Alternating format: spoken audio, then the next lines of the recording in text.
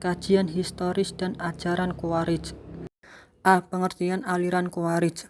Secara etimologi, kata Khawarij berasal dari bahasa Arab yaitu khoroja yang artinya keluar, muncul, timbul atau memberontak.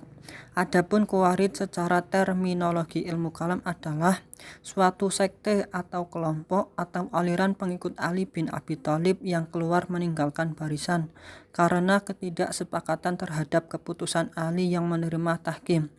Harun Nashon menyebutkan bahwa nama Khawarij berasal dari kata khoroja yang artinya keluar. Nama itu sendiri diberikan kepada mereka karena mereka keluar dari barisan Ali. Tetapi ada pendapat lain mengatakan pemberian nama itu didasarkan atas ayat Al-Quran surat An-Nisa ayat 100 yang berbunyi, "Barang siapa berhijrah di jalan Allah, niscaya mereka mendapati di muka bumi ini tempat hijrah yang luas dan rezeki yang banyak. Barang siapa keluar dari rumahnya dengan maksud berhijrah kepada Allah dan Rasul-Nya, kemudian kematian menimpa atau sebelum sampai ke tempat yang dituju, maka sungguh telah tetap di pahalanya di sisi Allah. Dan Allah Maha Pengampun lagi Maha Penyayang." Quran Surat An-Nisa ayat 100. Dengan demikian, kaum Khawarij memandang diri mereka sebagai orang yang meninggalkan rumah dan kampung halamannya untuk mengabdikan diri kepada Allah dan Rasul-Nya. Kaum Khawarij kadang-kadang juga menamakan golongan mereka sebagai kaum surah, yang artinya kaum yang mengorbankan dirinya untuk kepentingan keridhaan Allah. Sebagaimana tercantum dalam surat Al-Baqarah ayat 207 yang berbunyi, "Dan di antara manusia ada orang yang mengorbankan dirinya karena mencari keridhaan Allah, dan Allah Maha Penyantun kepada hamba-hambanya." Quran Surat Al-Baqarah ayat 207. Dan mereka juga sering disebut Haruriyah dari kata Harura, yaitu nama desa yang terletak di dekat Kufah di Irak. Di tempat inilah mereka berkumpul setara memisahkan diri dari Ali berjumlah 12.000 orang dengan memilih Abdullah bin Wahab ar-Rasyid menjadi imam atau pemimpin sebagai ganti dari Ali bin Abi Thalib. B. Latar belakang munculnya aliran Khawarij. Munculnya aliran Khawarij adalah setelah peristiwa tahkim, yaitu sebagai upaya menyelesaikan peperangan antara Ali bin Abi Thalib dengan Muawiyah.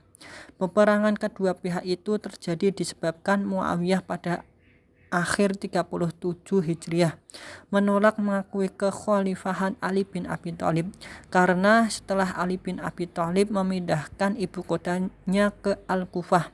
Setelah adanya penolakan tersebut, Muawiyah segera menghimpun pasukannya untuk menghadapi kekuatan Ali sehingga terjadi peperangan Siffin pada tahun 37 Hijriah atau 658 Masehi. Dalam peperangan ini tentara Ali di bawah pimpinan Malik al-Ashtar hampir mencapai titik kemenangannya, yaitu tentara Ali dapat mendesak tentara Muawiyah.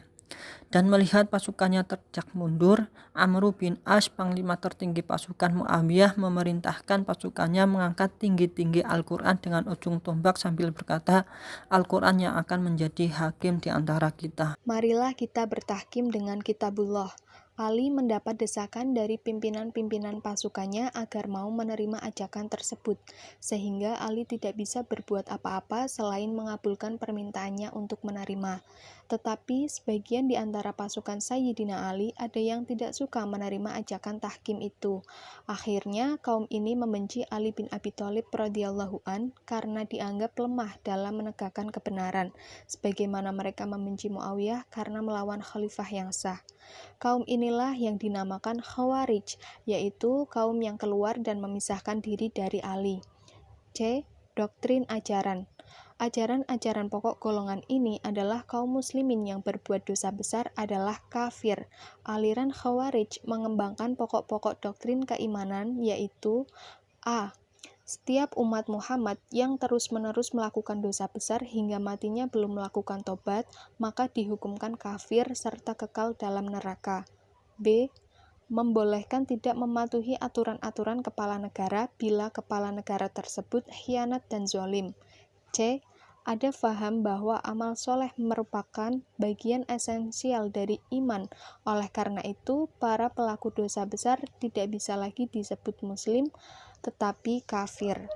D. Keimanan itu tidak diperlukan jika masyarakat dapat menyelesaikan masalahnya sendiri.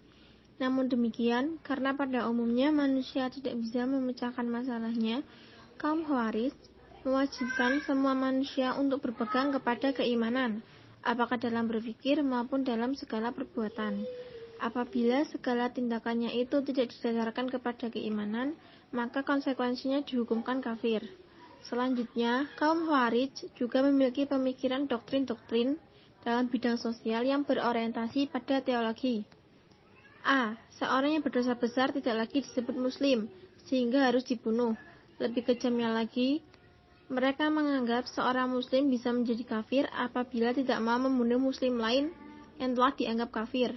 Dengan resiko ia menanggung beban harus dilenyapkan pula. B. Setiap muslim harus berhijrah dan bergabung dengan golongan mereka. Bila tidak, ia wajib diperangi karena dianggap hidup di negara musuh, sedangkan golongan mereka dianggap berada dalam negeri Islam. C. Seseorang harus menghindari dari pimpinan yang menyeleweng. D. Adanya wa'ad dan wa'id. Orang yang tidak baik harus masuk ke dalam surga, sedangkan orang yang jahat harus masuk ke neraka. Amar ma'ruf nahi mungkar. Manusia bebas memutuskan perbuatannya bukan dari Tuhan. Al-Quran adalah makhluk. Memalingkan ayat-ayat Al-Quran yang bersifat mustabihat atau samar. Dengan doktrin di atas, kaum Khawarij mempropagandakan pemikiran-pemikiran politis sebagai berikut ini. A.